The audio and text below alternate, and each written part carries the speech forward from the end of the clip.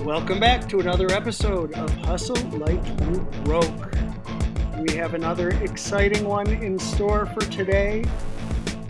And instead of my usual 10-minute rant diatribe on whatever BS in the moment that I like to espouse, today instead I want to wish a very happy birthday to one of our own, Mr. Chris Lee.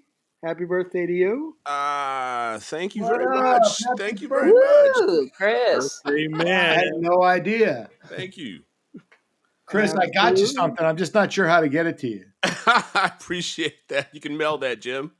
I've been baking a whole lot of bread these days, so You can FedEx that bread. I'll take some Very bread. I nice. love bread. yeah, it'll be done. Trust me. Appreciate that. So, Chris, I hope you have another breakfast cocktail with us this morning. You know it. It's absolutely in the glass there. It's very full too today. There it is. And I hope you have several. You certainly deserve it. And I do want to say, and this actually is a good way, I believe, to open our episode. I am not going to sing happy birthday. Nobody would want me to sing happy birthday. But if we can all think the song happy birthday in our head, just for 1 second. Oh, that's beautiful. That's beautiful. See now, and if you had sung that song twice, a man with a self-proclaimed very good brain would say that you had washed your hands, Mr. Kyle Hamilton, Oh, keep them clean, baby. Keep them clean. for the appropriate amount of time, 20 seconds, to get your hands clean, as they say. Now, I've never heard that you needed to wash your hands for 20 seconds until this recent pandemic. And we're not going to make that the focus of today's episode. But we do have with us today a safety specialist, Mr. Jim Digby, who might know a little something about this. So I'm going to ask him before long what I believe is an extremely, perhaps the most important question of the day. First of all, Jim, welcome to the program. I am honored to be here, Matthew. Thank you for having me. And Chris and Christine and Kyle, so great to see you guys, or kind of hear you guys, I guess. Well, we appreciate you being with us. And I have to say, again, I hate to blow our load and ask the most important question first, but given your level of experience on matters of best practices, would you agree with that man who will remain nameless, the self-proclaimed man with a very good brain, that singing happy birthday twice is the appropriate way to wash your hands? I have not timed the duration of my singing of happy birthday. So that first part would be difficult to test. And I wonder if that very same guy, if he were washing his hands twice in, let's say, the Double Down Saloon in Las Vegas, would still feel like he got out of there clean. Doubtful. Doubtful. I think that's my go-to reference for cleanliness and hygiene, the Double Down Saloon. Yikes. Not that I've ever been there, of course. Oh. Nor had any ass juice. Okay, then. You haven't been there. And I don't know that I'm a safety expert. I think that might be a stretch. I think I'm a person who wants to see us all be the best that we possibly can. And where I find that I don't understand something and have a lack of guidance, I look for it. And then if it's good and it's reasonable, then I try to give it back to the community. Well, I appreciate that. But I have to ask again, along these same lines, do you have another suggestion for a song that perhaps we should sing instead? No, I don't. Are we going somewhere that I'm unfamiliar with, perhaps, or I'm expected to know with respect to this song? I mean, again, I'm just looking at the foremost expert on safety, at least in my experience in the short time we've been doing this podcast, and making a little joke here. That is, I tell my children to do the ABCs twice. to wash their hands. Okay. And perhaps, that could actually be happy birthday as well. I think the backbeat to both of those things might be the same. I guess. Well, there it is. So, taking a little step back from there, then, and again, in the spirit of wishing happy birthday to Mr. Chris Lee, Can I I sing just the wanted to leave. ABCs to Chris? What was that? Can I sing the ABCs to Chris and we can time it together? We need to do that in harmony. Yes, please. That's good. Anyhow, so backing up just a sec, Jim, I introduced you and invited you to speak before we'd actually told our listeners who you are, beyond the fact that they now know that you are the foremost expert in this world on safety. And I'm really setting you up here. I got to look around the room to make sure I'm on the right podcast because I'm pretty sure that's not me. Fair enough. Well, so backing it up, Jim, you've been in the concert industry for almost 40 years, as I understand it. That would be the sad truth. I mean, I think that's an incredible truth. And we've talked many times about how so many of the people that have been in this business and really set the standards and really advanced the industry from its early roots are still around. And it certainly goes back, a good bit, not a good bit, a short number of years before you, but you've certainly been at it for a very long time. We certainly appreciate having you with us. And for a lot of our listeners aren't seasoned industry professionals. They aren't people that are otherwise taking part in, some of the programs and webinars, that your Showmaker Symposium, speaks to in terms of the wrong side of the snake and I'm with the crew, which speak to, I would believe, and I could be mistaken, and you'll correct me, I'm sure, speak to people that are in the business or working their way into the business. But some of our audience is not in the business yet, looks to be in the business for future, is studying, music industry, music business, aspires to be on the road. And I think there's a common misperception that a lot of times the crews are people who love that band, who tour with that band because that's what they've always wanted to do, and somehow the crew gets lumped into a category of this is the type of acts that they work with.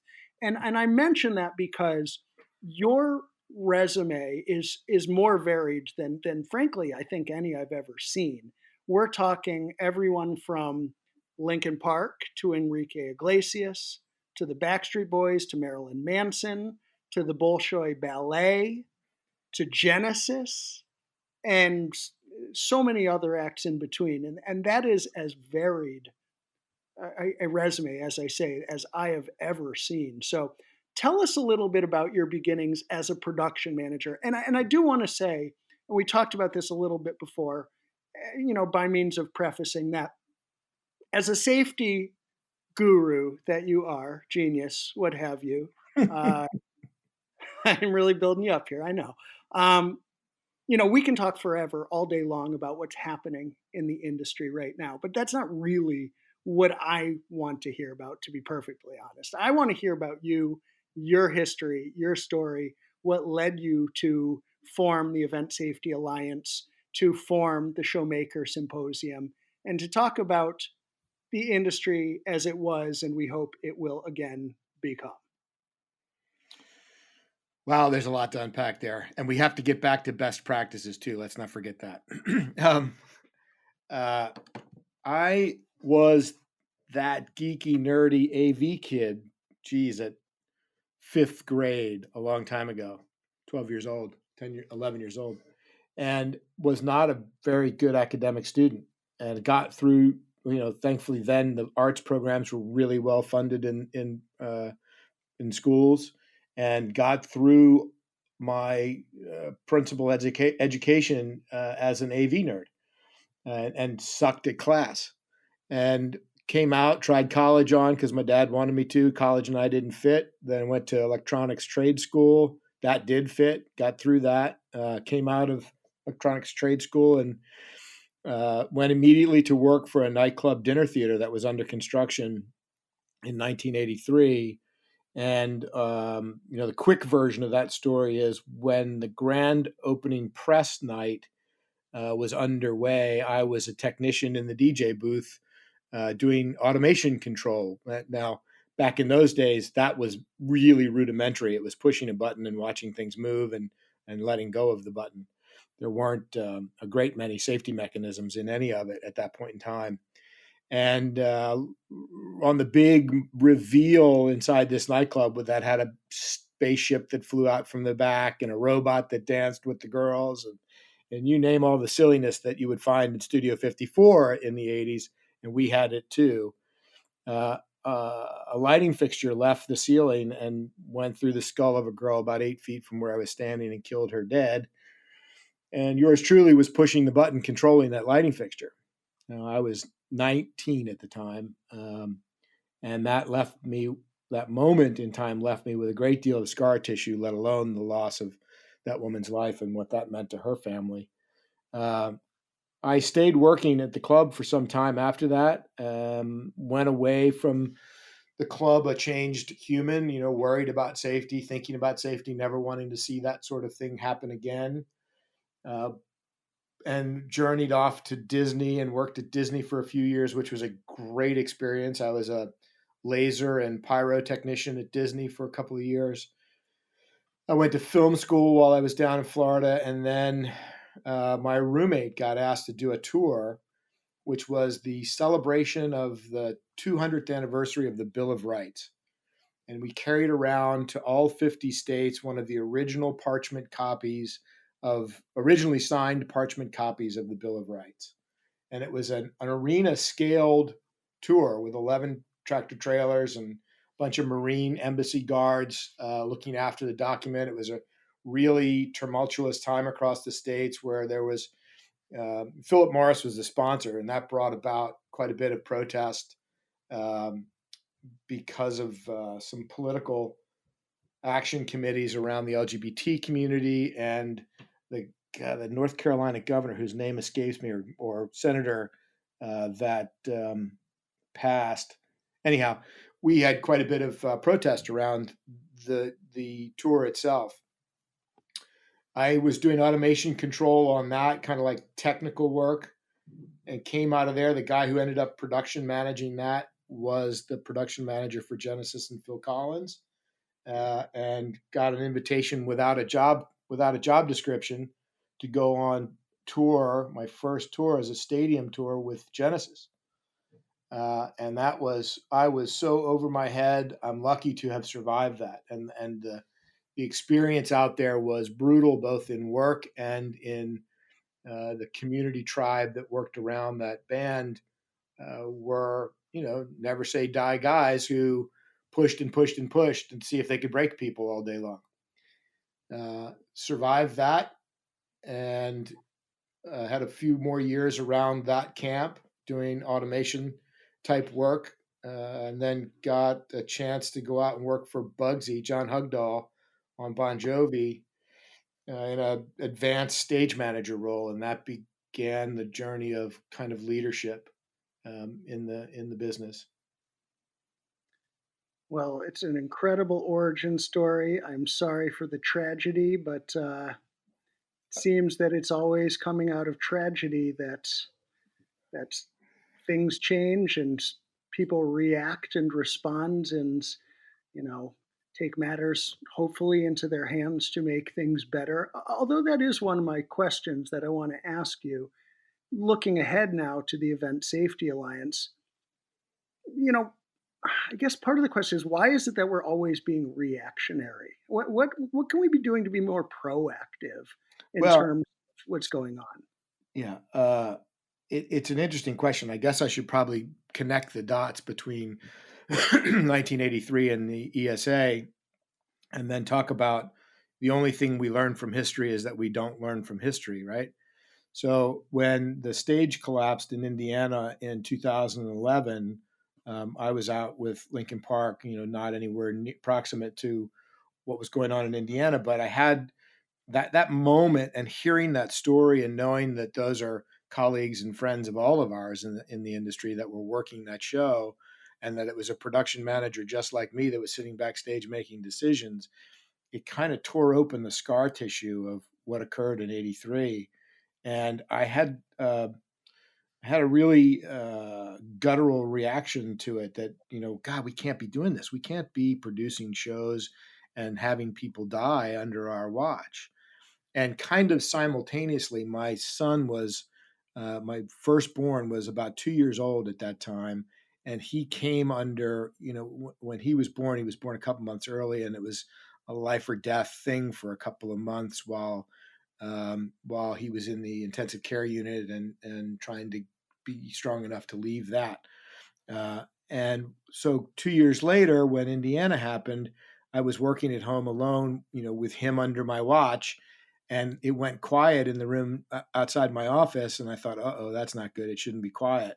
So I went to look for my son, and I couldn't find him anywhere. And when I did finally find him, I found him climbing the shelves in the pantry, hanging there precariously. And I said, "What are you doing, son?" I'm okay, Dad. And what, of course, my first instinct was to take a picture of it. Uh, and then I know this doesn't make much sense, but I'll connect it. He then said, "Hey, Dad, can you get me down?" He had put himself in this place where he thought he was perfectly safe because he knew he had his dad around. He knew he had his family around to protect him. And he had no reason to suspect he was getting himself in trouble by climbing those shelves, putting himself in harm's way by climbing those shelves. And that night when I laid in bed, it was like that moment kept replaying in my head, that those kids in Indiana, those people in Indiana that died coming to a music show, had a complete expectation of the people who put that show on of safety. They don't even think twice. An audience member doesn't think twice about coming into an event and thinking that they're in an unsafe environment. So when 7 people die and 55 people, are permanently wounded as a result of this moment in time, we've let them down. They had an expectation of safety, and all of this emotion just flooded in. That, God, I had something to do with that, with respect to this expectation of safety. And had it been me, would I have made a difference? Would I have known to make a different decision? At that time, our industry was not in a place where it was considering all of the stakeholders in its decision-making process to what to do in the face of an impending storm or any other threat. My response was to go on this journey of discovery. Where can I learn? Where can I learn? There's no teaching, no training, no barrier to entry for production people in the live events industry. And the closest thing I could find was a venue training academy.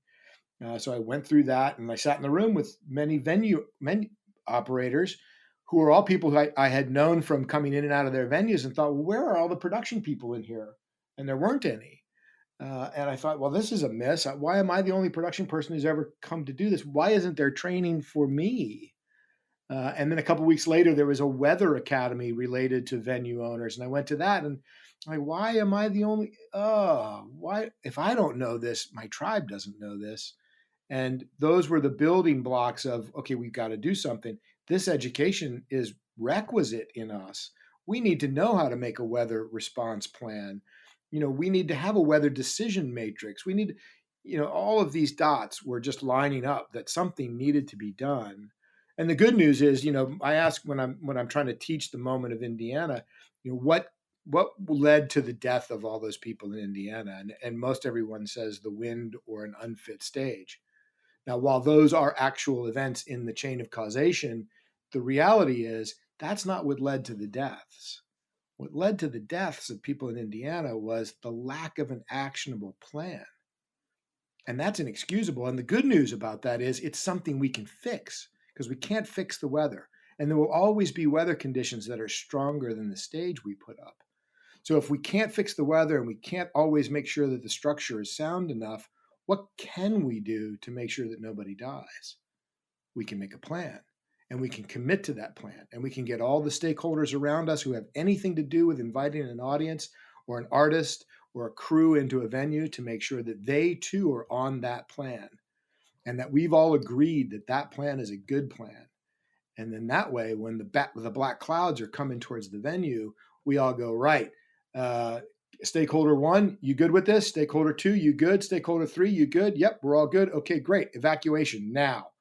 And we can do those things. We've put the tools in place. We've helped to create the weather tools that allow a venue operator and a production manager or a tour manager to know that impending weather is on the way, and it's triggered our threat matrix.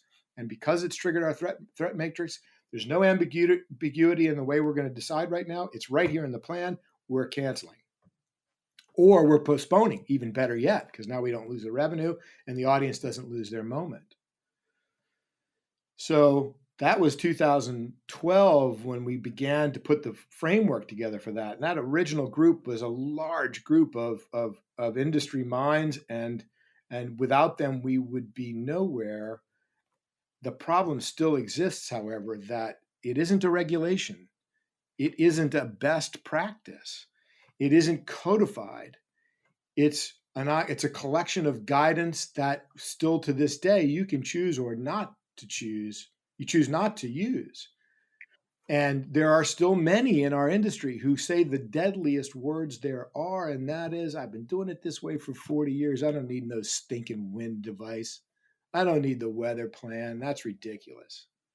That's a recipe for death. And I don't want to be a part of that. I don't think any do, right? So the ESA, sorry, go ahead. I was just curious, Jim, why do you think there's such resistance to something as obvious? Like, I have a water safety background, and one of the things that's always taken me back in our industry is how we aren't always safety first. Matter of fact, one of the most impressive safety teams I've ever worked with was the X Games team with ESPN. They blew me away on how rigorous they were with their safety versus how, we may in the past have not been. And I just wonder, why do you think there's just an innate reason to just challenge it instead of appreciating how the quality of life is important and these things do need to happen the right way? And Jim, actually, before you answer that, I'm glad that Dallas just said what she just said. And everything you've been saying up till now, I mean, we're really starting to answer a lot of my questions before I ask them. And I think you've been listening to our podcast and know I've been railing about these concept of best practices and my belief that unfortunately they are more likely just nice ideas and great thoughts than actual best practices. So you're clear on all of that, and I appreciate it. But to what Dallas just said, I mean, I've been hearing that there are large companies with this industry that actively seek to avoid the ESA and its guidance and the adaptation of best practices as an actual thing, best practices. So, I mean, why is that? What are your thoughts on that? Well, let's address best practices first, because the legal team around us, around the ESA, Steve Edelman, would tell you that there's no such thing as a best practice, because best practice isn't absolute. It must be done this way and only this way. In our business, we strive to make it different every day so that the ticket buyer will buy the ticket. And in our venue variety is significantly vast. It could be somebody's backyard and it could be the O2 in London. And therefore, what reasonable practices exist in my backyard are going to be different from the O2. And to define out the absolutes of best across a multitude of venues and a multitude of variety of shows, you do the math, and it's hard to imagine that we will get to best practices. We can, however, get to reasonable practices, which is that you must be measured against, what you and the collection of folks in your industry do in the same or similar circumstances. And that's why I have some reaction to best practice, which is different from reasonable practice, which our guidance is. And that's where that comes from. Why we may or may not be getting paid attention to by other large companies who produce shows for a living in our business may have something to do with the measurement of metrics rather than human value.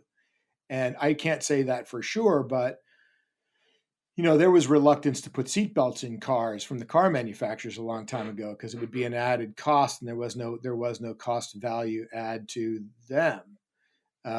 And I think that many misinterpret safety as a cost factor when in fact it's just a practice factor in most cases.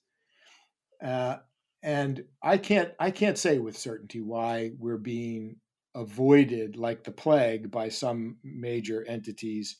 I can only say that they have an insular approach, that some of them have an insular approach to their own safety mechanisms, which I think is intended to protect their policy and them as stakeholders, but it is not intended to address an industry need at large.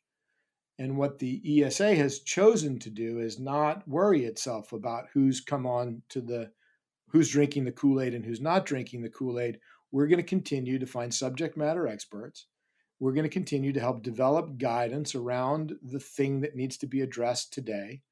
And we're going to release that guidance for free and, to everyone who will listen.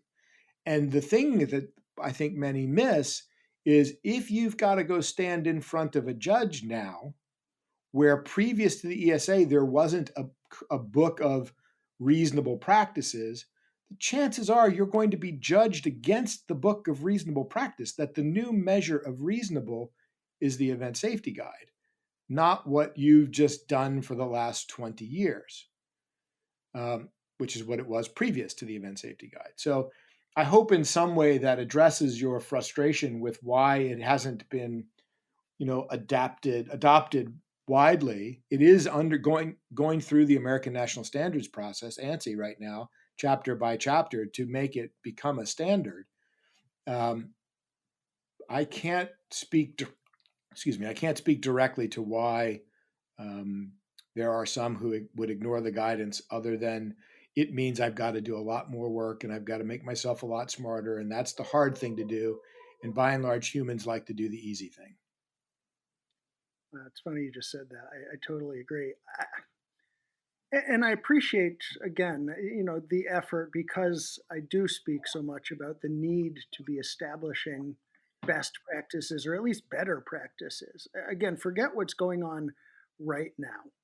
I have this idea that 100 years from now, somebody is going to open a treasure trove of podcasts and webinars, and they're going to think that this pandemic was the only thing that happened in the entire first half of the concert industry, minus a couple months before and hopefully sometime after, because there's been just so much talk about what's happening right now, and there's still just so much unknown.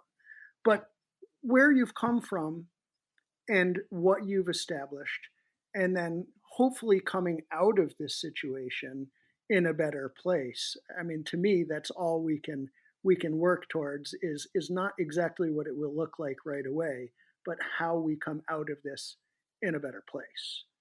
So, with that in mind, I'm curious. One theme I read a lot about in relation to your work and otherwise is this concept of duty of care. Can you talk a little bit about that? Yeah, and I also want to talk about, what are the building blocks to get to a place where the guide is of use, and maybe that's a different conversation. But the duty of care is something that all event adults in charge, are responsible to. Well, in fact, all of us are responsible to duty of care. We're responsible to ourselves in our own duty of care. It's why you put a seatbelt on. But what I didn't know pre Indiana was that I, as a professional production manager, had a legal duty of care for the workforce and the things that I bring into the building. Now, that may have been very, very naive, but I had no clue that if I had to go in front of a judge and face actions that were brought on under my watch, that I would have failed in my duty of care, my job to keep, my legal responsibility to keep a duty of care.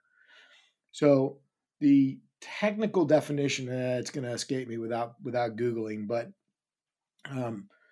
essentially it means that I'm responsible for, as the adult in charge, I'm responsible for the things and humans, the resources that I bring into a site, in this context, that I bring into a site, and to see to it that nobody gets hurt under my watch. And arguably, when we do shows, we have multiple care holders, multiple stakeholders. The venue manager has a duty of care to the venue and the venue staff, and potentially, I think, in one definition, the venue and the promoter have a duty of care to the ticket buyer and those who come into the venue. So in the early days, we defined the lines of demarcation around duty of care as everything, kind of metaphorically, from the barricade back was under my duty of care, barricade forward was under the venue's duty of care. Now, of course, that trickles out to front of house and follow spots and all the rest. I looked back at myself, and when I first learned that from Steve Edelman at the venue manager's safety thing, I was like, duty of care, what? And then Googled it like anybody else would. I'm like, holy crap, I'm a new father. This is on me. I thought that my job of production manager was making sure we got in, show was great, got out on time, and moved on down to the next city, and nobody got. I didn't realize that I had this duty of care. So it was really an awakening for me to find that. And then the other phrase that I learned at that very same time was reasonableness. I have the duty to act reasonable. And reasonable, as I said earlier, is the measure against my peers. So are my peers doing the same thing? If they are, then I'm being reasonable. Well, in the definition of what happened in Indiana, reasonable wasn't enough.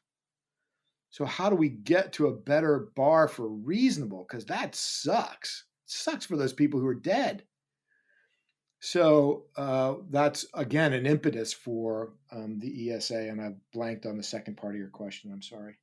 No, actually, you introduced the second part of my question where you referenced building blocks, which I think was kind of where I was going in the first place, that establishing a definition from duty of care is kind of a cornerstone in building that foundation and figuring out where we go and how that applies.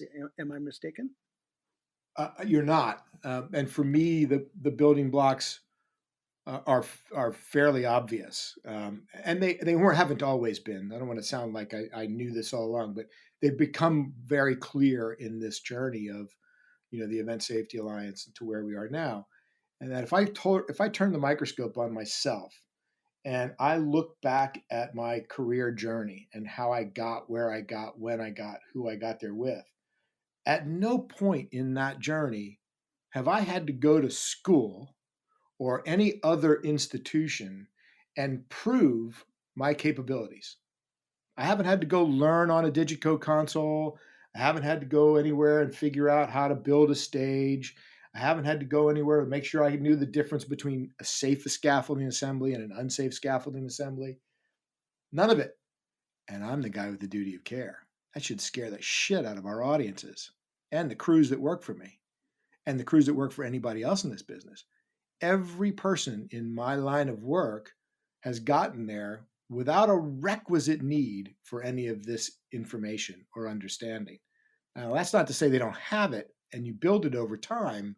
That's what our industry teaches you with on-the-job training, but no one has it as a requisite. So if you're fortunate enough to be working for somebody who cares in growth and development and education and understanding, has been paying attention on the journey in the atmosphere that we work in, then perhaps your chances are better at not being caught up in an incident.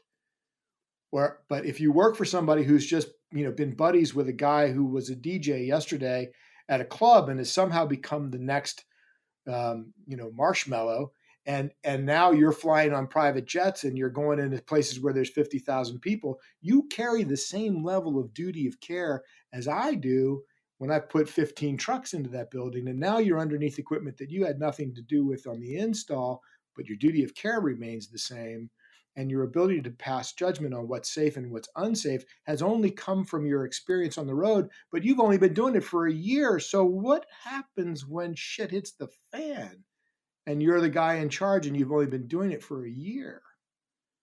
You're screwed, because there's not been any prerequisite for you to know anything when the shit hits the fan. So, looking ahead, we've talked a lot about using this time as kind of a reset or an opportunity to come out better and stronger. And one of the early suggestions that we talked way back in the podcast, one of the first few episodes, we talked about whether it made sense to establish some sort of board, some sort of oversight committee. I think Dallas suggested, she floated the phrase union, but some body, whatever. Whoa! I did not float the word union. Hold on now. Well, definitely not taking credit on that one. That's for sure. More blame. But you understand where we're going in terms of some sort of oversight committee, and perhaps that is what the ESA is, and tell us more. But how do we take that to the next level? I suppose is what I'm saying now. How do we create those standards and the requirement that there be some adherence, the prerequisite that in order to be certified as a production manager of a large scale tour or even a small one, in order to be a tour manager, tour director, a promoter, producer of a festival. Festivals pop up left and right, and yeah, they just say, "Fuck it, we'll throw up a stage, we'll throw up a PA, we'll throw up a couple artists, and we'll sell tickets and make money," without knowing a fucking thing about standards in the industry. My insurance company has never asked me if I have any kind of certification to do the things that I do. Should there be some sort of organization that certifies this, that's on not just because if you get sued, you can say, well, I went to the ESA conference or what have you, but that actually says this is the industry standard, and this is how we're going to operate. And in order to sell X number of tickets, you need to have this knowledge and experience or what have you. Yeah, I mean that is the bright sunny other side of the rainbow, if you ask me. And I'm not sure that committees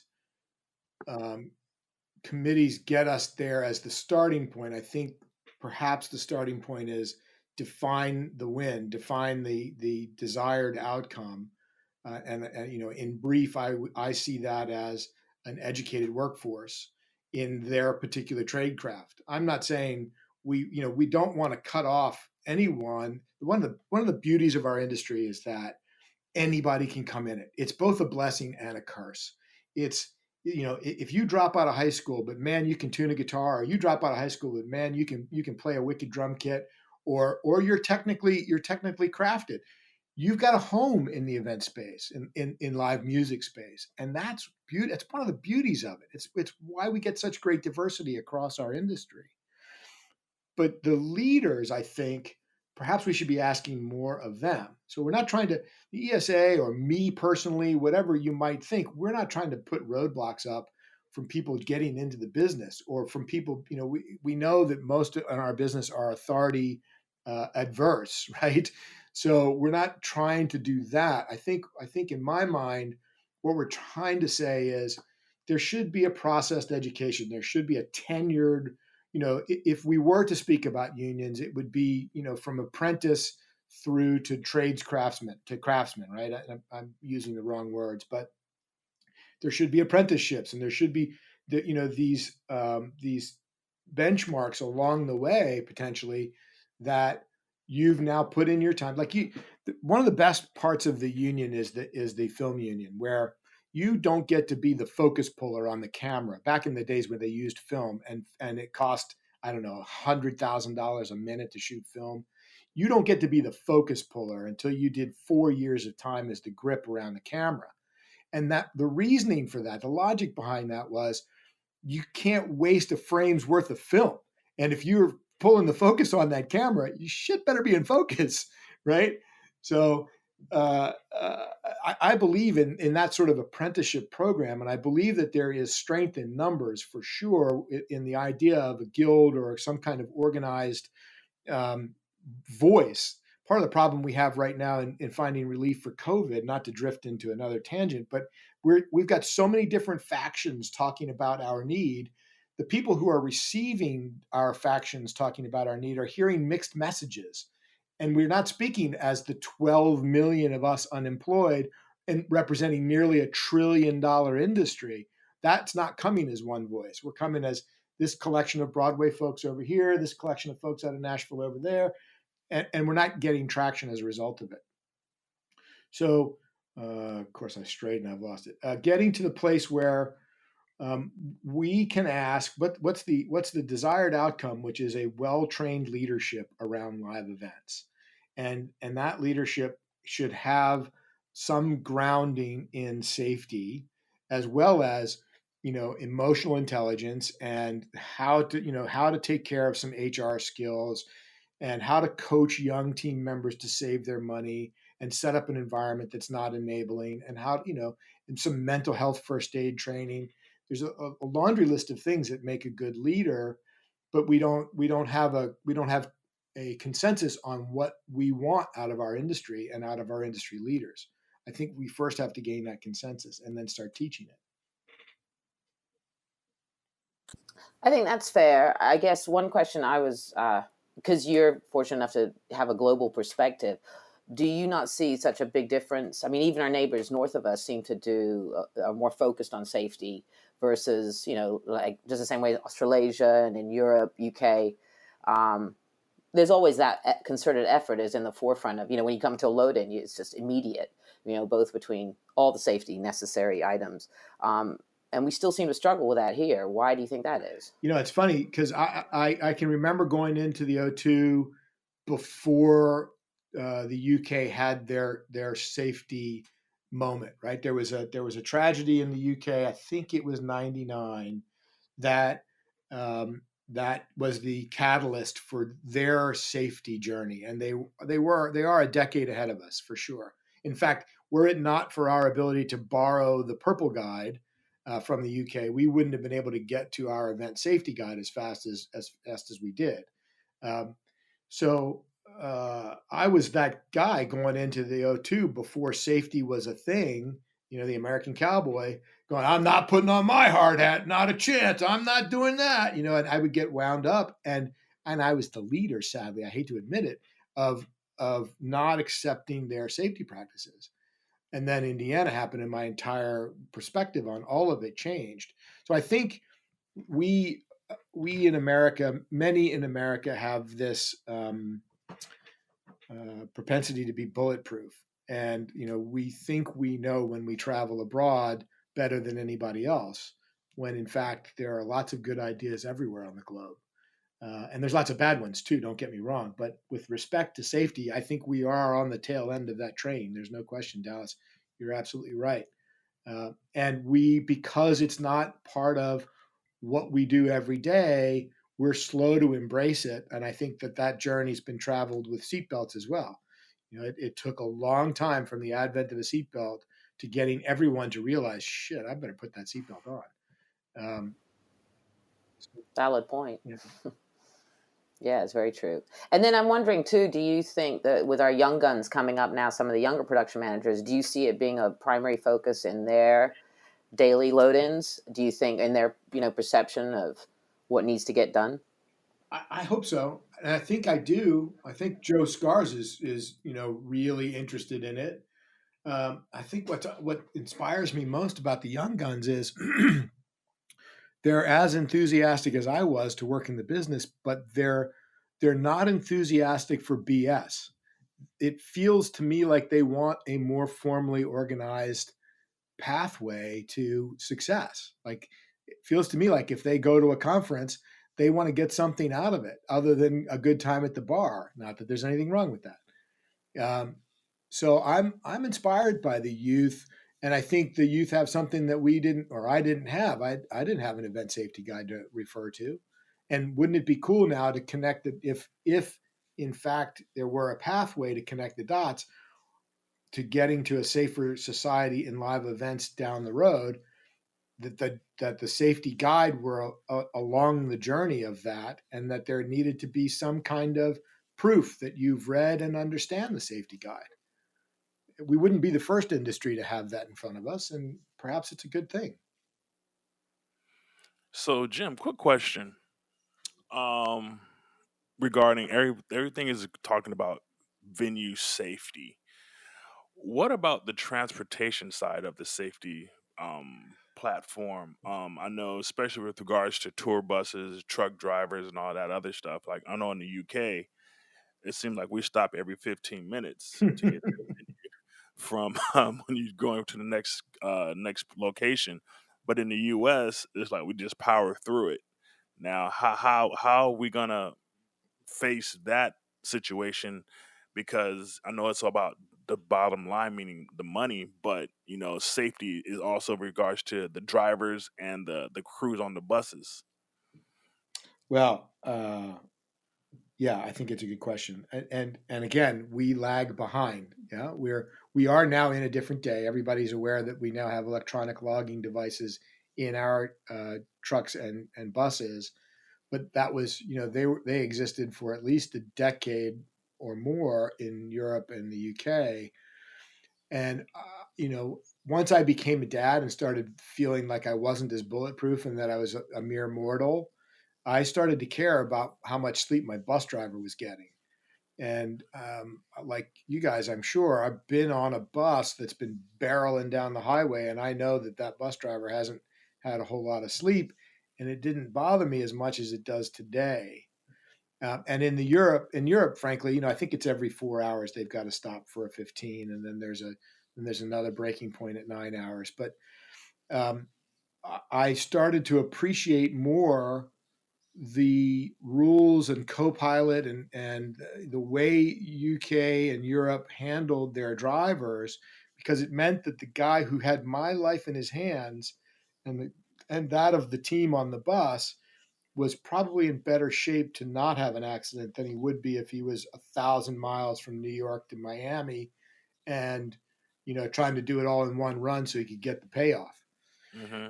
um, I'm not comfortable with that anymore. And thankfully the electron, to the chagrin of many, but to the betterment of our own safety on the highways, we now have those electronic logging devices in our trucks and buses too. Now we haven't caught up with the systems yet to make routing as viable as it used to be pre ELD. Hmm. But I have faith that the good companies out there will find a solution for that, and we can have safe, rested drivers in every vehicle that's going down the highway on a show that I put together, because I'm going to hire a competent vendor who follows those rules. But going back to the original part of the conversation, one of the challenges we have is there are all measures of competency in our vendors out there. So if you wanted to bend the rules, you probably could find a vendor who would bend the rules for you. Hmm. Personally, I don't want to be responsible for that because I have the duty of care now, right? Always have. Right. There it is. So, do you think that double drivers will be like the new normal for moving forward? I, I think that's our future. If we're going to intend to keep up the kind of rigor in North America that we've had before, I don't. It's either going to be double drivers or it's going to be pre-positioned drivers. Um, But one thing is for sure: the way we used to do it, and the way we used to incentivize it, by the way, by me offering an overdrive, is showing complicitness in the court case if it went horribly wrong, and that chain Right. of causation comes right back to the guy in charge who offered the double drive, and then that goes from me up the ladder to the people who allowed me to do that. Right. So, and remember, they're not going to come after my pockets; they're going to come after the pockets of the people with the biggest paychecks. So I do think that we get to a day where either double drivers are the norm or pre-positioned drivers are the norm, or we have to change the way we route tours, which makes it ineffective for costs, for expenses. The earned value is less. Hey, Jim, speaking about safety and well being, I was just curious about your ideas on mental health, amongst the crew members and, bad habits and things that, happen on the road, especially seeing how we're coming out of this. What measures do you think need to be in place to address, things that people have been dealing with and during this quarantine when they come back to work? Good question, and thank you for it. As you know, I was right next to a mental health incident when Chester died by suicide. And it was, as has been the case with the Event Safety Alliance, for instance, when we formed in 2012, we were thinking about stage collapses and the chain of causation around that, and then Christina Grimmie happened, and then Las Vegas happened, and then Orlando happened, and then Manchester happened, and every time one of those incidents happened, we pivoted to embrace the additional knowledge that our tribe needed to be aware of. And same is true with mental health. And when Chester passed, mental health became a subject matter in the Event Safety Alliance. And much like the early journey after Indiana, one of the early responses for me when I could stand again after losing a guy I'd worked beside for 16 years, who I loved dearly and cared about dearly, was to address some of my mental resilience by enrolling in the mental health first aid training. And one of the things that mental health first aid training taught me was that as much as I thought I knew about mental health, I actually knew nothing. There's a pre-assessment test when you walk into the classroom. I think it's around 22 questions. I got 20 out of 22 wrong, which meant that someone who I consider myself fairly well read and fairly well in touch with the world. And I would have told you before that day that, yeah, I know how to address mental health. And the fact is, I knew nothing. And it may not have changed the outcome for Chester, but it sure made it feel like I could have.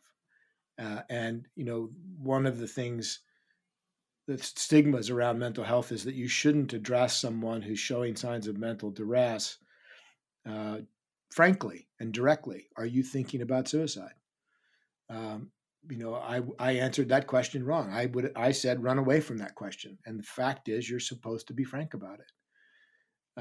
In most cases, that ends up being the best course of action. Now, nothing is absolute. And then there was also a discussion around voices in your head, and Chester used to talk all the time around the voices in his head, and I never fully appreciated what that meant for Chester. I also never fully appreciated that all of us are manufactured differently. Not a single one of us humans comes out of the factory exactly the same. And because of that, we need leaders who are compassionate to the fact that everybody is different and everybody's triggers are different and everybody's needs are different. And if you're really going to be a leader, you need to be listening for those things. Now, I say that like that's who I am. I haven't been that guy. I haven't had years, decades of behaving like that. I'm only now coming to these things. But I think that they're good. I think it's good to embrace that we owe as much a duty of care to a broken arm as we do to a bad day mentally, and we need to find the tools to try to bring people out of, or either out of their anguish that they're having at that moment, to put a band-aid on the mental issue, or be able to move them in the right direction so that they can seek additional help. Whatever those things are, our leaders should know how to direct those energies.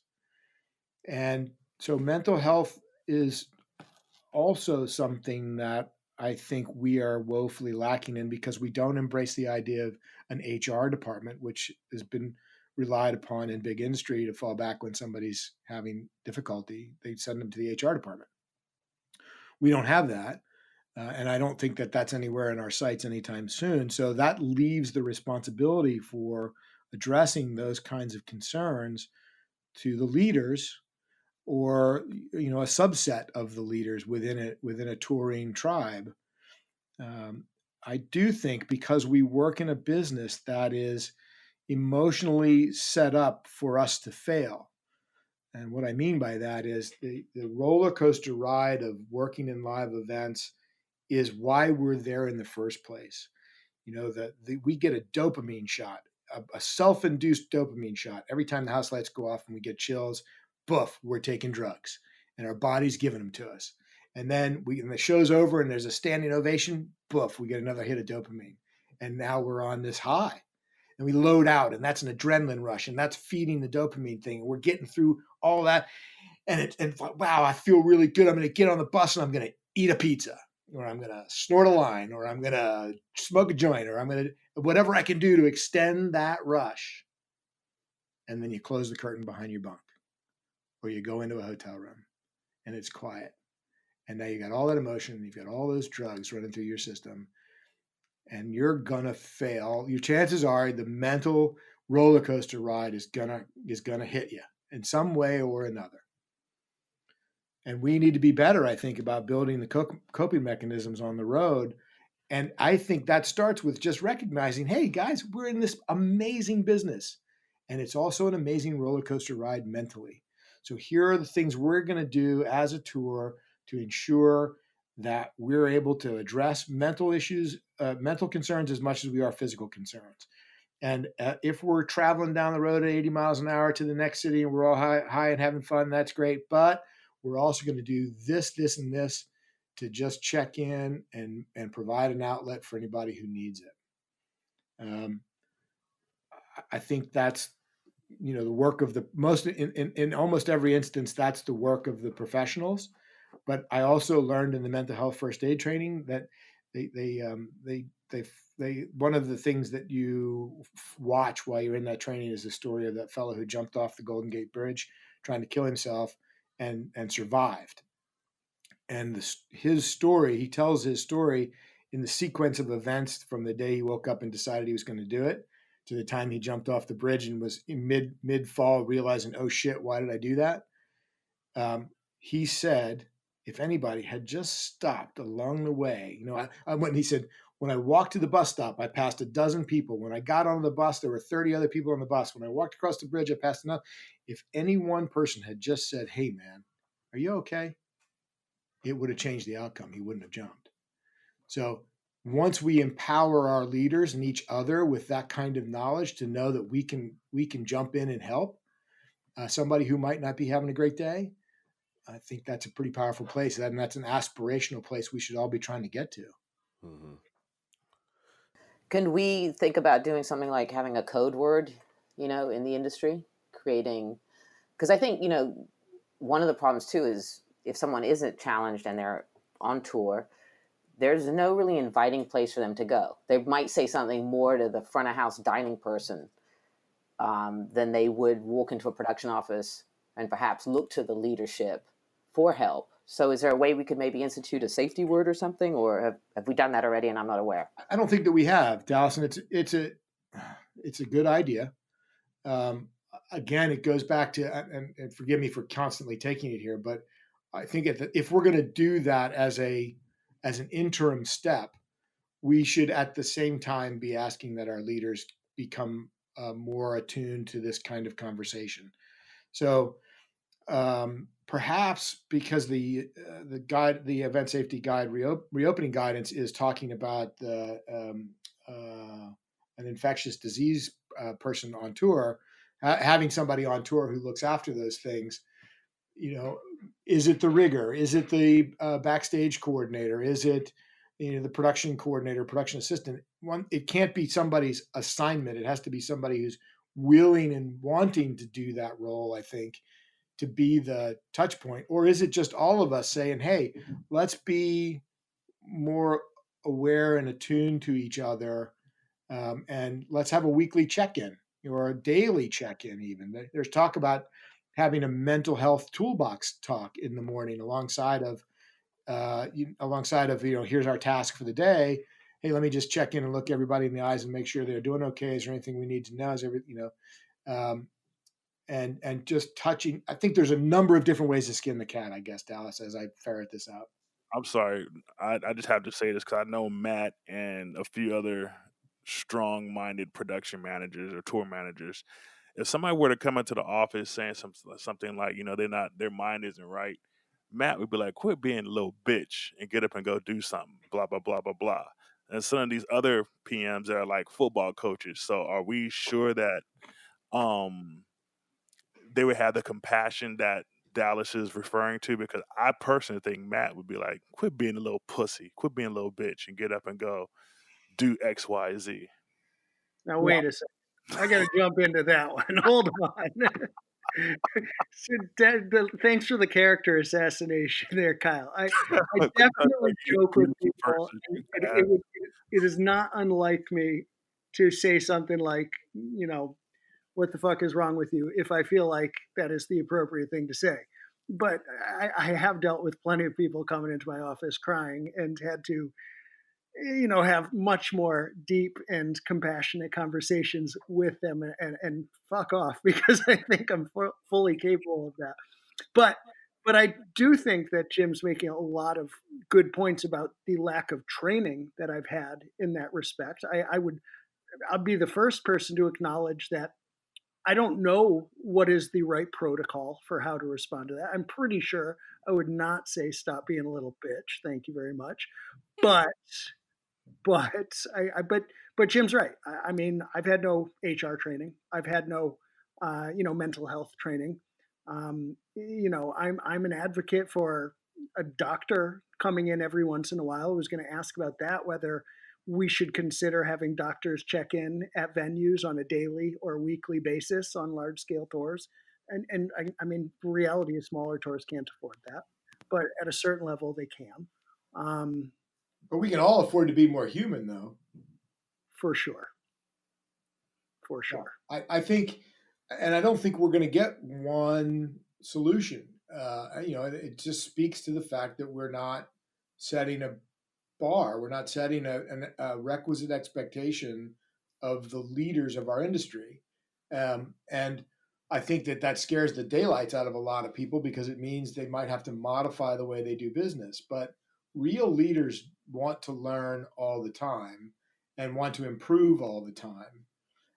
And I don't know that, the kind of things I'm hearing is it wouldn't take a doctor. It just takes somebody showing that they're listening for a minute, somebody just checking in for a minute. And I think because, again, back to the blessing and curse, because there is no prescribed way to run a tour, zero prescribed way to run a tour, just don't get anybody killed and get on and do the next show. Right. right. That we have the opportunity to experiment with a lot of different ideas around this idea. And I think it also works differently for the culture of every tour. And we also have to recognize the things that are out there in front of us that are challenges as well. People will self-medicate, and they'll do that in a number of ways. And it reveals itself as addiction in some ways, and it reveals itself in other coping mechanisms in others. And we're not going to change those things about our industry. They're not going away. So we have to learn how to get our footing around these issues in the current atmosphere, the current dynamic. And then, like Event Safety Alliance, we got to slowly, a spoonful at a time, start to try to bring people along, put it in the Kool-Aid, or slowly turn, whatever metaphor you want, slowly turn the ship. It's a little bit at a time, and I think we can do it. If we stopped right now and tried to make a wholesale change across our industry, although COVID's given us a new opportunity, a wholesale change across our industry, it would fail. It would fail in a heartbeat. And not that I'm saying another method is going to succeed, but I have greater hope that if we decide unanimously or close to with unanimity, no, that's the wrong word. If we decide with the majority that this is the direction we want to go in, then it's on us to figure out what is the desired outcome. Here's where we want to be, and here's how and then put the plan together for how we're going to get there. The ESA is certainly addressing, the direct safety meaning to that, and I don't know that it falls into the ESA's control or concern to worry about the social dysfunction in the way we do business. I think that's on us. We've got to create a higher bar, and do we do that because the leaders who are better trained are getting hired more frequently? Do we do that because there's a guild system that makes people go through this kind of training, or I don't know how we get there. I just think that we should. Yeah. Do you think it's just a per person, like you said, a per tour basis, and basically having that area where people feel comfortable to be able to talk and say, hey, I have a problem?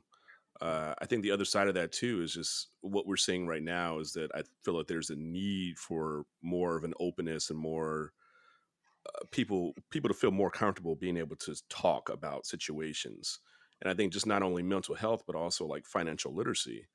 Yeah, We're big seeing time. a lot of guys, that, you come off a tour and, you should have something to show for it. And I think a lot of that is kind of a proponent for what happens, with mental health and substance abuse and drinking and, masking the pain because of finances. Yeah. Do you see something like a financial literacy just course or just, a pamphlet or a handout or something, to direct guys in a way? I mean, I just feel like our industry has just been like, okay, that's you figure it out, you do what you do. I'm not, trying to get into your business, but I just feel like there just needs to be more of a, Yeah. I don't know, an environment to where people feel like they can say, hey, I need some help or I'm just unsure. Yeah. It's kind of just been like a don't ask, don't tell, and you kind of just figure it out on your own. I just feel like Yeah. now with what everybody's going through, mental health, financial literacy, those things need to be, kind of in the forefront now for our industry. It's as if you've just constructed the tenets of what Showmaker Symposium's all about. Mm, Um, not that we want to lay claim to all of those things, but all of those things you are absolutely 100% correct. All of those things are missing right now. And the fact that, a tour gets stopped cold because of X, Y, or Z reason, be that artist breaks leg or COVID virus pandemic takes over world, people should not then the next day be sleeping in their car because they've gotten no finances. right. Um, so we are lacking in financial literacy. Absolutely correct. It's I'm torn between this idea of a unified body so that everybody has a pension to fall back on versus should we be educating those who get into the business from the moment they come into the business that these are the pitfalls you could hit if you don't a have some financial literacy, b have some mental literacy, b have c have some empathy in you. I don't know that I'm not 100% sure that I want someone else to control what happens to me and my family because I've signed up for a guild, right? For instance, I think many of us got into this business because it provides a level of freedom that going to a 9 to 5 corporate job does not. And if you put your destiny, your financial destiny, into the hands of um, an organizing body, you're then looking more like a corporate entity than you are this independent entity that attracted me, for instance. So I'm not sure what I feel about that, but I do like the fact that I can make my own decisions. I don't like the fact that I had to learn that myself after I'd already wasted a decade's worth of money, right?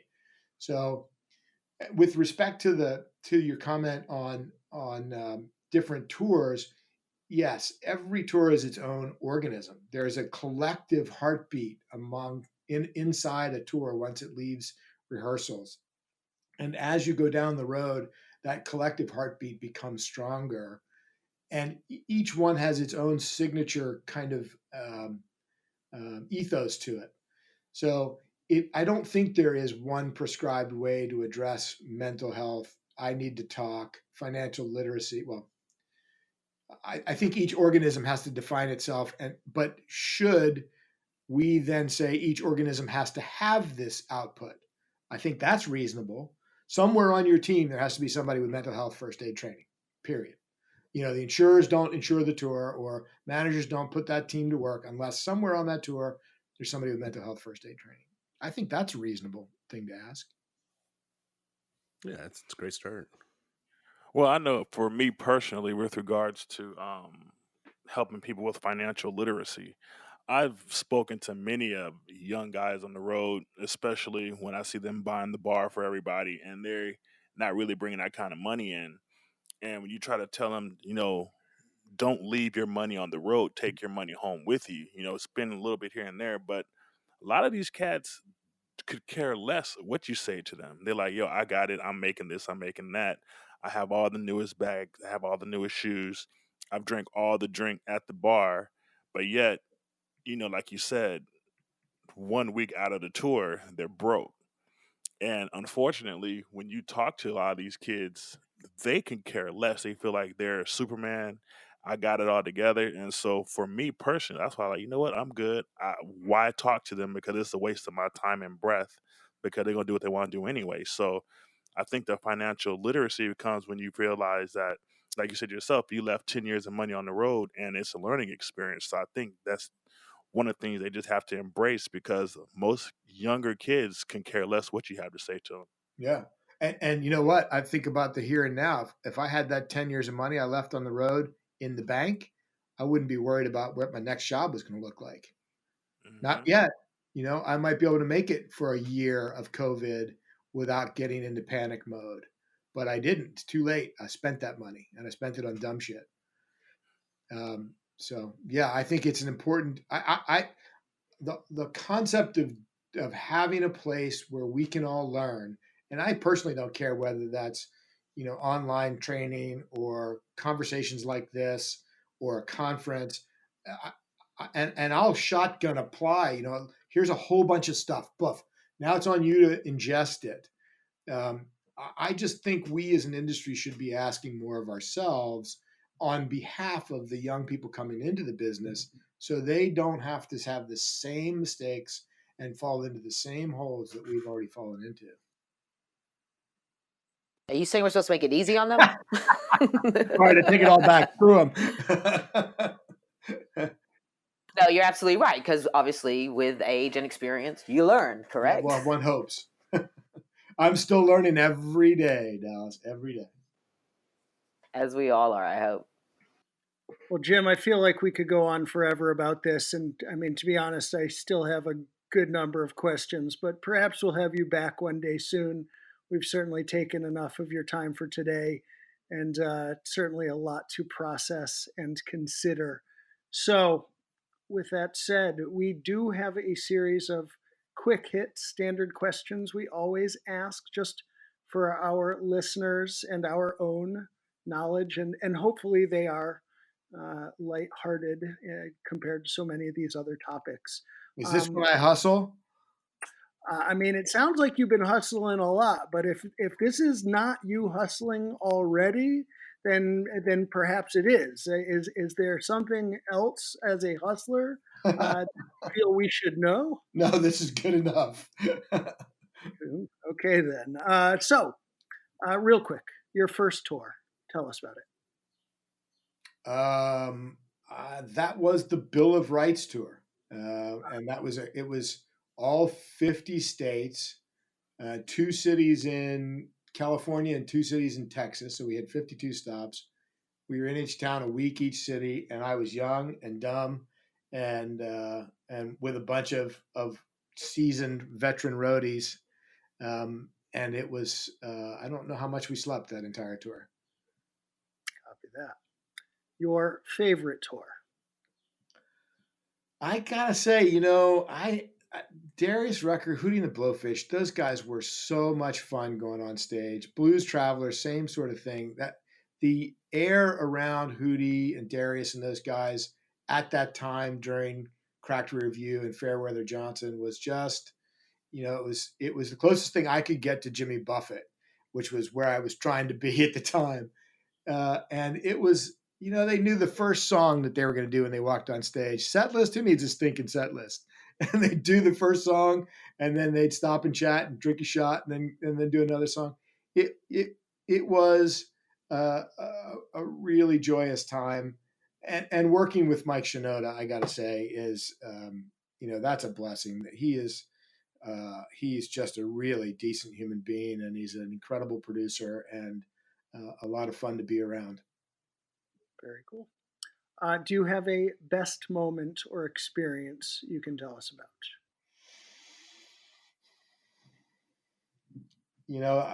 Anything on tour, beside the birth of my children, the best moment or experience on tour.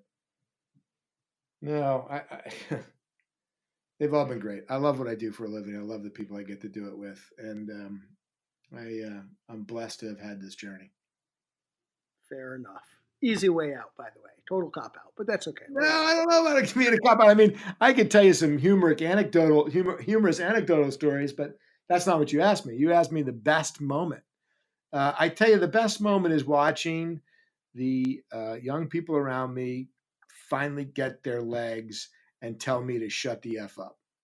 And when they get to that place, Megumi, by the way, Christine, is a perfect example of that. I used to, I give her a responsibility to coordinate the runners, for example, and then the runners would come in the office and ask her a question, and I'd be sitting next to her, and I'd overhear the question, and I'd answer it for her, even though they were asking her. And I never realized that, looking back in the mirror on myself, what I was doing. It was innocent. I just never realized how ignorant that was of me to do those things. And so she got to the point where she would, runners would walk into the office. She would get up out of her chair, grab them by the shoulders, and walk back out of the office and have the conversation out of my earshot because she didn't want me jumping in and doing her job, which she was absolutely right to do. And this went on for some time. And one day we were trapped in the office.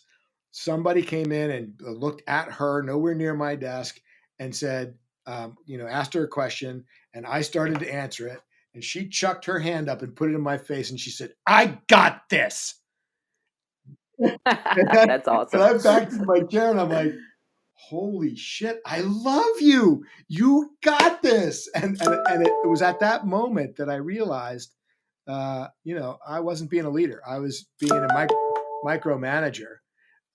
And that was a favorite moment of mine, and that repeated itself with a lighting designer for Lincoln Park and Mike Shinoda, Celine Royer, when she said to me, I said, something. This isn't the actual story, but it was something along the lines of the color of the lights or hitting a certain cue, and she had been hired to design and operate the show, and I said something along the lines of, it needs to be blue, and she said, and she's French.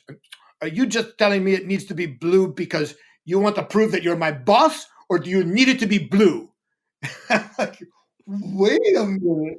I'm saying it because I'm trying to prove to you I'm your boss. And I didn't say it to her, but I said it to myself.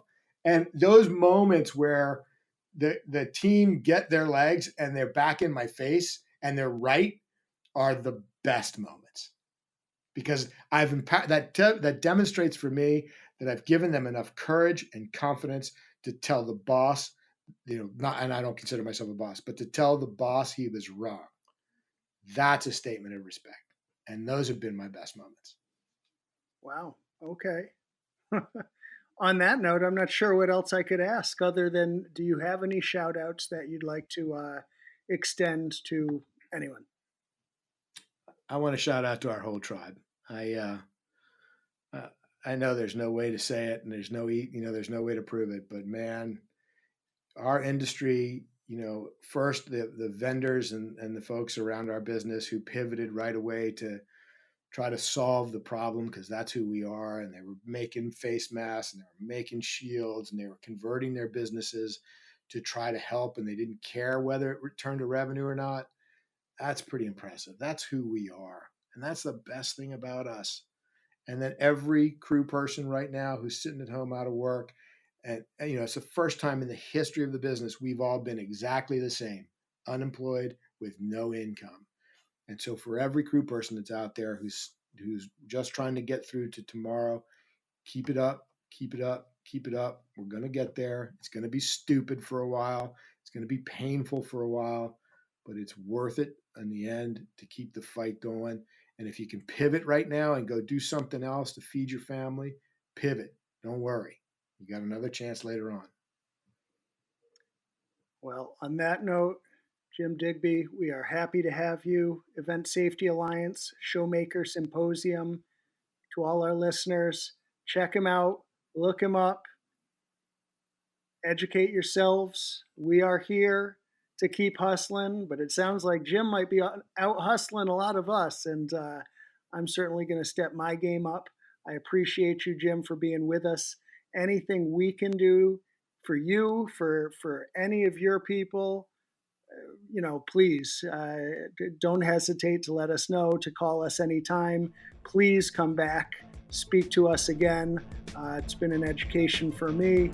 I've learned a lot. I will think a lot more when talking about my desire for improvements and best practices and what have you.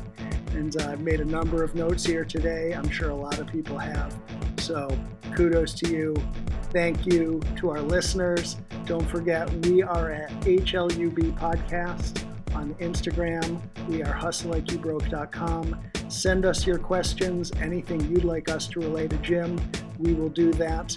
And until the next time, thank you and good night.